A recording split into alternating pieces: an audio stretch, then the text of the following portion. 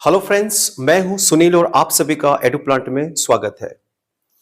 आज जिस टॉपिक में मैं बात करने वाला हूं वो है MA education MES 011 understanding education. इसके अंदर जितने भी मोस्ट इंपॉर्टेंट क्वेश्चंस होते हैं जो कि पिछले 9 से 10 साल के क्वेश्चन पेपर को एनालिसिस करके जो हम आपके सामने लाए हैं वो सारे ही क्वेश्चंस बहुत ही इंपॉर्टेंट है।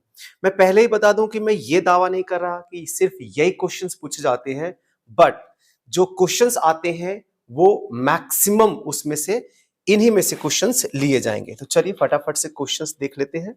देखिए first question, explain the influence of political system का एजुकेशन के ऊपर क्या इंपैक्ट है।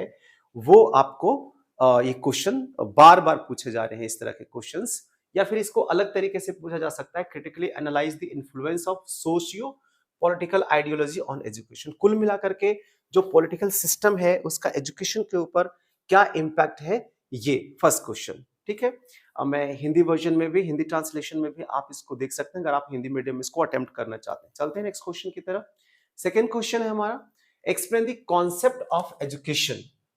बहुत ही एक आसान क्वेश्चन है लेकिन बार बार इसे पूछा जाता है कि एजुकेशन से क्या तात्पर्य है, क्या उसका कॉन्सेप्ट और कैसे स्कूलिंग और अधिगम से कैसे ये डिफरेंट है। ठीक है, सीखने और स्कूली शिक्षा से ये कैसे डिफरेंट होता है। एक ब्रॉड टर्म में आपको एजुकेशन का कॉन्सेप्ट समझाना है और इसके साथ साथ इसको डिस्टिंग्विश करना है किसके साथ, लर्निंग और स्कूलिंग के साथ। थर्ड क्वेश्चन देखते हैं हम। अच्छा, मैं यहां पर एक बार आप लोगों को बता दूं, ये रिमाइंडर से मैंने लगा रखा था ताकि भूल ना जाऊं, कि जितने भी क्वेश्चंस मैं अभी यहां पर बताऊंगा जो इंपॉर्टेंट हैं वो सारे ही इंपॉर्टेंट क्वेश्चन के शॉर्ट नोट्स और शॉर्ट लेक्चर, बहुत ही मतलब कि 7 से 8 मिनट के अंदर हम सारे ही आंसर्स देखेंगे। इसको इसी चैनल पर इसके वीडियोस मिल जाएंगे आपको। ठीक है, अभी फिलहाल बढ़ते हैं नेक्स्ट क्वेश्चन की तरफ जो बहुत ही इंपॉर्टेंट है, बार बार पूछे जा रहे हैं। How does development of human resource contribute to quality education. ठीक है, ह्यूमन रिसोर्स का क्या कंट्रीब्यूशन है क्वालिटी एजुकेशन के अंदर। तो ये थर्ड क्वेश्चन। चलते हैं फोर्थ की तरफ। ठीक है फ्रेंड्स, होता ये है कि बहुत से ऐसे लर्नर्स हैं, एम एजुकेशन के लर्नर्स, जिनके पास टाइम कम है, जॉब कर रहे हैं, कोई दूसरी पढ़ाई कर रहे हैं।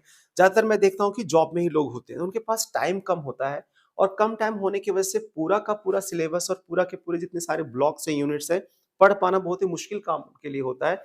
तो उन लोगों के लिए इस तरह के जो पिन पॉइंटेड क्वेश्चन है जो बार बार पूछे जाते हैं, हर एक बार पूछे जाते हैं, वो इन क्वेश्चंस को टारगेट कर सकते हैं।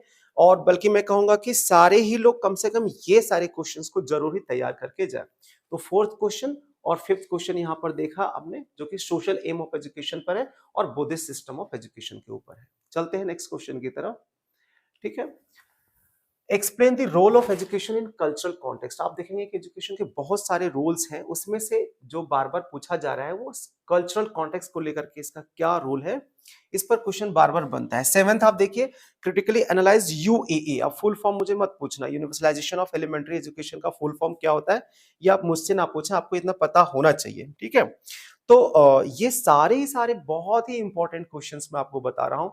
फिर से मैं बोल दूं कि मैं ये नहीं कह रहा कि यही सारे क्वेश्चंस पूछे जाएंगे, मैं कह रहा हूं कि जितने क्वेश्चन पूछे जाएंगे उसमें 90% क्वेश्चंस यहीं से आएंगे।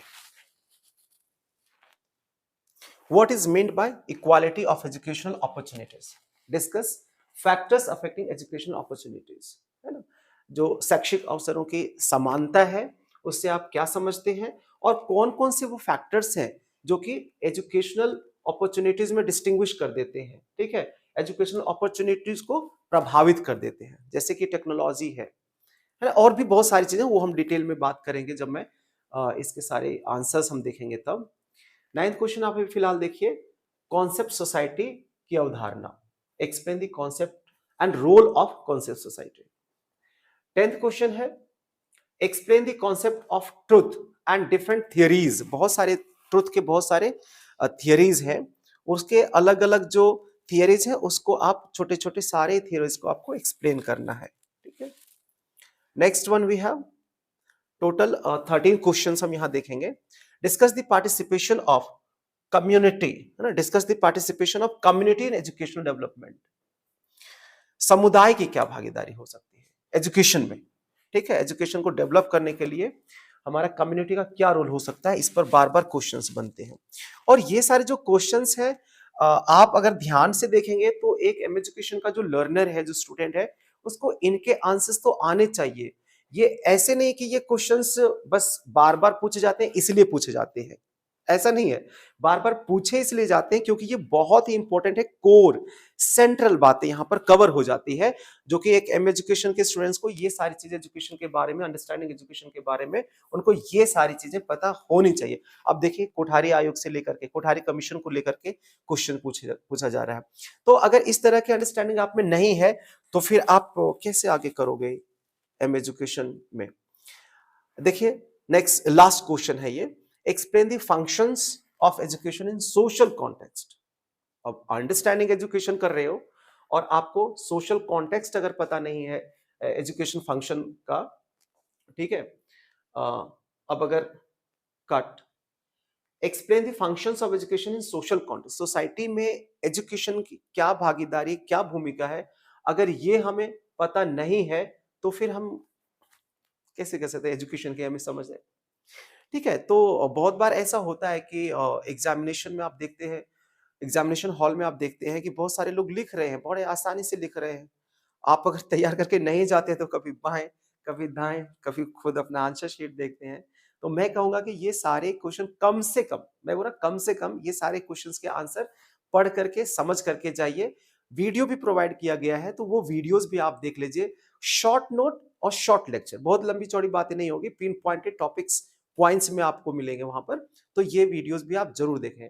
फिलहाल मैं ये बता दूं कि इग्नू के असाइनमेंट्स कैसे करने हैं और एग्जामिनेशंस में कैसे लिखना है कि ज्यादा से ज्यादा हमें मार्क्स मिल पाए, इसके लिए इन वीडियोस में इन वीडियोस में मैंने टिप्स बताए हुए हैं, ट्रिक टेक्निक बताए हुए, तो इन वीडियोस को भी आप चाहे तो देख लें। इस तरह के क्वेश्चंस बहुत इंपॉर्टेंट है, इस तरह के टिप्स और ट्रिक्स बहुत इंपॉर्टेंट है, खास करके उनके लिए जिनके पास समय कम है, जॉब में है और एमए एजुकेशन कर रहे हैं। उम्मीद करता हूं कि ये वीडियो आप लोगों को पसंद आई, पसंद आए तो वीडियो को लाइक करें, चैनल को सब्सक्राइब करें।